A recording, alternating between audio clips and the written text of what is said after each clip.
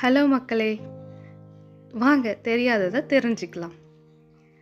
கிறிஸ்துவ மக்களுக்கும் கிறிஸ்துவ அல்லாத மக்களுக்கும் தெரிஞ்ச ஒரு நாள்னா அது ஆஷ் வெட்னஸ்டே.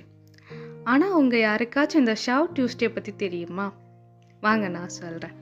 இந்த ஷவ் டியூஸ்டேங்கிறது லென்ட் சீசன் ஆரம்பிக்கிறதுக்கு முன்னாடி வர கடைசி நாள்.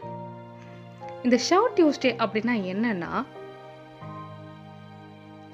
பாவங்களை ஒப்புக்கொண்டு மனம் திரும்புதல்னு சொல்கிறாங்க. இந்த ஷவ் டியூஸ்டே எப்போ வருதுன்னா, ஆஷ் வெட்னஸ்டேக்கும் முன்னாடி நாள், அதாவது லென்ட் சீசன் 40 நாள் ஆரம்பிக்கிறதுக்கும் முன்னாடி வர இந்த நாளை தான் ஷவ் டியூஸ்டேன்னு சொல்கிறாங்க. இது நோன்பு காலத்தின் தொடக்கமாக இருக்குது. பழங்காலத்தில் இந்த நாளில் மக்கள் தங்கள் பாவங்களை ஒப்புக்கொண்டு மனம் திரும்பினர்னு சொல்கிறாங்க. வீடுகளில் இருந்த முட்டை, பால், மாமிசம், வெண்ணெய் இந்த மாதிரியான பொருட்கள் லென்ட் நாட்களில் சாப்பிட மாட்டாங்க. இந்த 40 நாள் விரதத்துக்கு முன்னாடி இந்த பொருட்களை வீணடிக்காமல் காலி பண்ணுறதுக்காக தான் இந்த ஷவ் டியூஸ்டே கொண்டாடப்படுகிறது. இந்த நாளில் இந்த பொருட்களை வச்சு பேன்கேக் செஞ்சு சாப்பிட்றது அவங்களோட வழக்கமாக வச்சுருந்துருக்காங்க.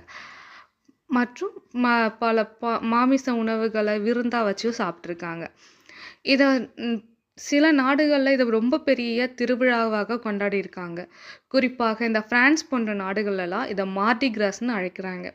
இந்த ஒரு நாளில் உள்ள அனைத்து மாமிசங்களையும் முட்டை பொருட்களையும் இதெல்லாம் வச்சு கேக் மற்றும் நல்ல ஒரு விருந்து வச்சு சாப்பிட்ருக்காங்க. இந்த நாளை மனம் பரிசுத்தம் மற்றும் ஆன்மீக தயாரிப்புக்கான நாளாக சொல்கிறாங்க.